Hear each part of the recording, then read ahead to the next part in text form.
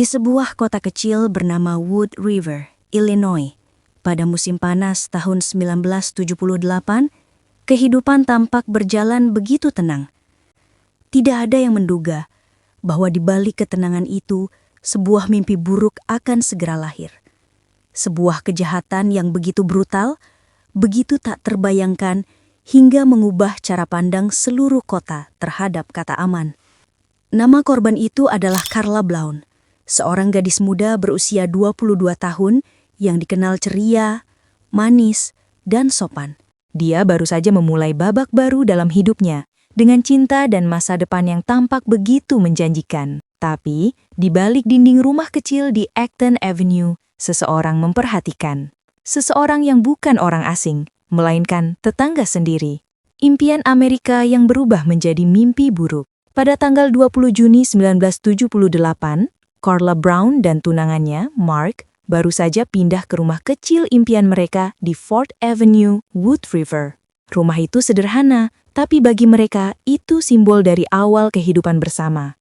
Mereka sudah merencanakan pernikahan, menatap rabot, dan mulai membayangkan hari-hari penuh cinta di masa depan. Mark adalah pria pekerja keras. Hari itu, setelah membantu memindahkan beberapa barang, ia harus kembali bekerja keesokan paginya. Carla, yang sedang mengambil cuti, memutuskan untuk tinggal di rumah dan melanjutkan menata kotak-kotak pindahan. Ia menelpon beberapa teman, berbagi kabar bahagia tentang rumah baru dan rencana makan malam-malam itu. Namun, sekitar pukul 1 siang, suara ketukan keras di pintu depan membuatnya menghentikan percakapan telepon. Temannya di ujung sana mendengar Carla mengucapkan, "Sebentar, ada yang mengetuk." Setelah itu, sambungan terputus. Tak seorang pun tahu bahwa itu adalah suara terakhir yang pernah didengar darinya. Sore harinya, sekitar pukul 5:30, Mark pulang dengan seorang teman untuk membantu membawa perabotan berat yang masih tersisa di truk. Saat masuk ke dalam rumah, suasana terasa aneh, terlalu sunyi. Carla tidak terlihat di ruang tamu, dapur, atau halaman belakang. Merasa curiga, Mark memutuskan memeriksa ke ruang bawah tanah. Ketika menuruni tangga, ia membeku.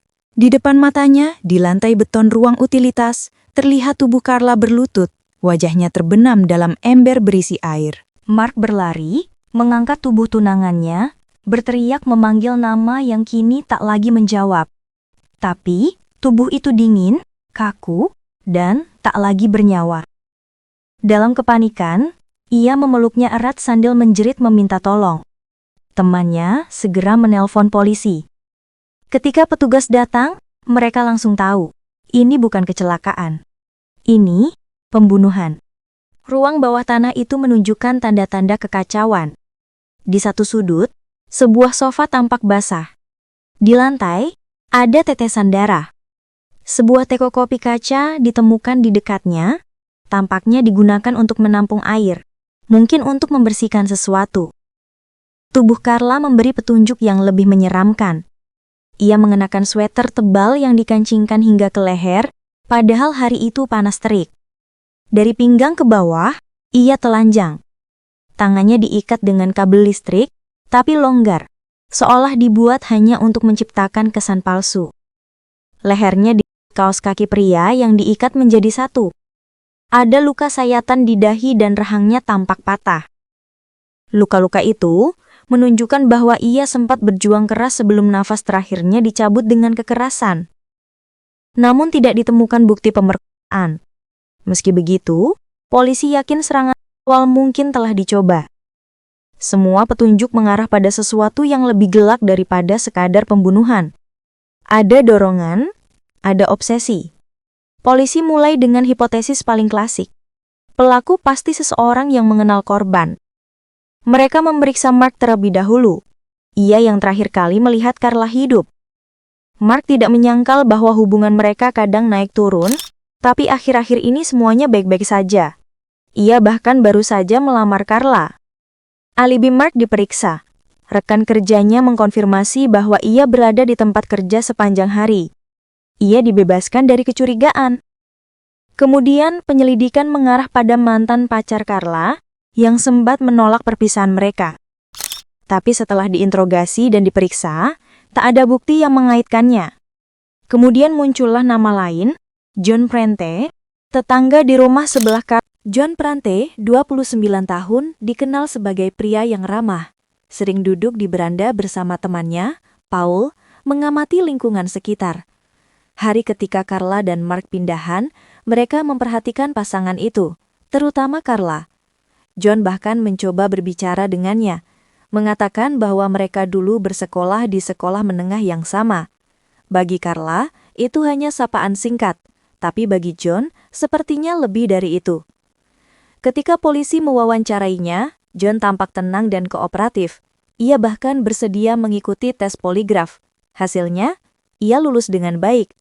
Paul gagal, tapi memiliki alibi kuat. Penyelidikan mulai buntu.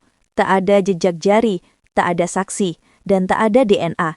Teknologi waktu itu belum secanggih sekarang. Kasus Carla Brown perlahan mulai dingin. 2 tahun berlalu. Kasus Carla tetap menggantung. Keluarganya hancur.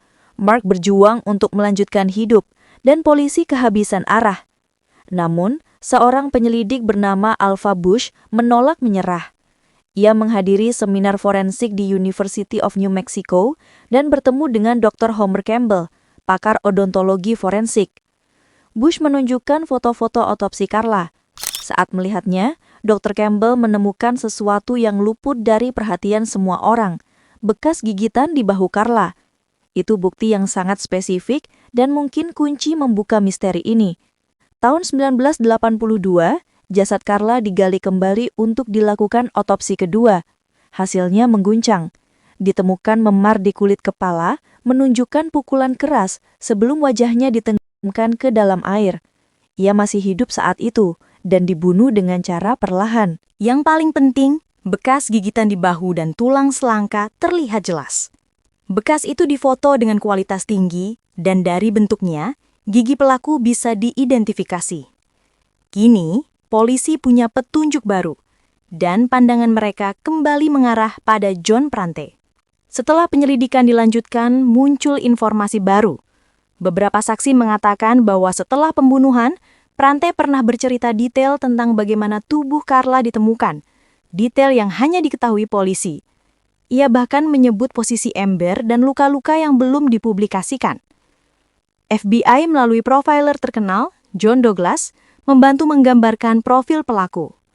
Menurutnya pelaku adalah pria kulit putih usia 20-an, belum menikah, canggung secara sosial, mudah frustasi dengan wanita, dan kemungkinan besar memiliki mobil Volkswagen.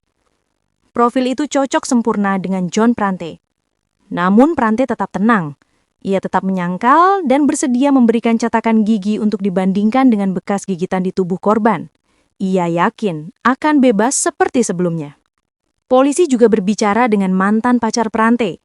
Dari sanalah diketahui bahwa Prante mudah marah, kasar, dan sering menggigit bahu pasangannya saat berhubungan intim.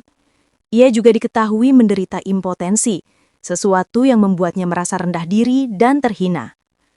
Pada hari pembunuhan, Paul, temannya, akhirnya mengaku bahwa Prante sempat menghilang selama beberapa jam. Ketika kembali, ia berkeringat dan pakaiannya basah. Tapi tak lama kemudian ia menarik kembali kesaksian itu, mungkin karena tekanan. Namun bagi polisi, gambaran semakin jelas. Obsesi, frustasi seksual, dan kesempatan yang sempurna. Setelah hasil laboratorium keluar, para ahli forensik membandingkan 3 set gigi. 1 milik Prante, 1 milik Paul, dan 1 kontrol acak. Hasilnya mencengangkan. Bekas gigitan di tubuh Carla cocok secara sempurna dengan gigi John Prante. Dengan bukti itu, penyidik yakin mereka telah menemukan pelakunya. Prante dibawa ke interogasi, tapi lagi-lagi ia berbohong, mengubah versi ceritanya berkali-kali. Ketika ditekan, ia berkata bahwa ia sering lupa hal-hal kecil. Namun di mata polisi, itu adalah tanda kepanikan.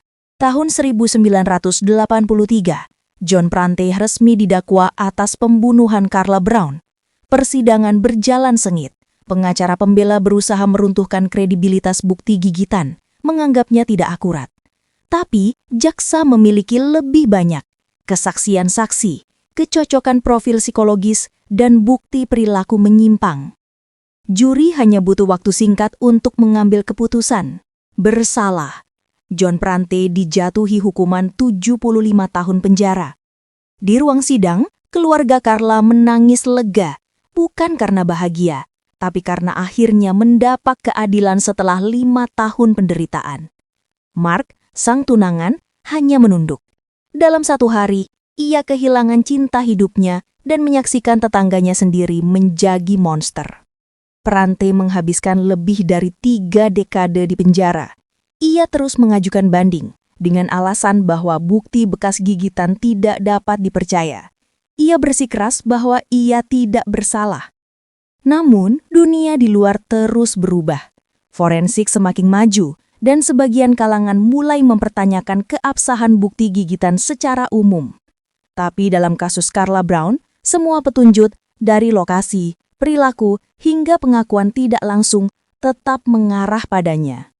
Tahun 2019, setelah 36 tahun di penjara, John Prante dibebaskan bersyarat. Ia keluar sebagai pria tua, tetapi tetap menolak mengakui. Kematian Carla Brown meninggalkan luka yang dalam. Ia adalah gadis yang penuh cahaya, suka tertawa, ramah pada semua orang, dan tidak pernah menyakiti siapapun. Ia mempercayai lingkungannya, mempercayai tetangganya, dan dari kepercayaan itulah malapetaka datang. Kasus Carla menjadi pelajaran penting dalam sejarah kriminal Amerika. Ia menunjukkan bagaimana teknologi forensik, meski sederhana di masa itu, bisa menjadi kunci pengungkapan kasus rumit. Ia juga memperingatkan dunia bahwa kejahatan tidak selalu datang dari orang asing. Kadang, ia tinggal hanya beberapa langkah dari rumah kita. Kita sering berpikir bahwa ancaman datang dari luar, dari jalanan gelap, dari orang asing yang mencurigakan. Tapi, kisah ini menunjukkan kebenaran pahit. Padang, bahaya datang dari orang yang menyapa kita setiap pagi, orang yang terlihat ramah, yang kita anggap aman. Carla Brown mempercayai lingkungan barunya. Tapi di sebelah rumahnya, seorang pria yang tampak biasa menyimpan sisi gelap yang tak terlihat. Hasrat, rasa iri, dan frustasi bercampur menjadi dorongan mematikan. Pada akhirnya, Carla menjadi korban dari sesuatu yang paling menakutkan dalam kehidupan manusia. Dikhianati oleh rasa aman. 40 tahun telah berlalu sejak tragedi itu. Rumah di Acton Avenue masih berdiri, kini dihuni oleh orang lain. Namun, bagi warga Wood River, rumah itu tidak pernah benar-benar kembali menjadi biasa. Setiap kali mereka melewati sana, mereka teringat pada Carla, gadis berambut pirang dengan senyum lembut yang hidupnya direnggut oleh tetangganya sendiri. Sebuah kisah yang menegaskan bahwa kadang monster tidak bersembunyi di bawah ranjang, tapi tinggal di rumah sebelah.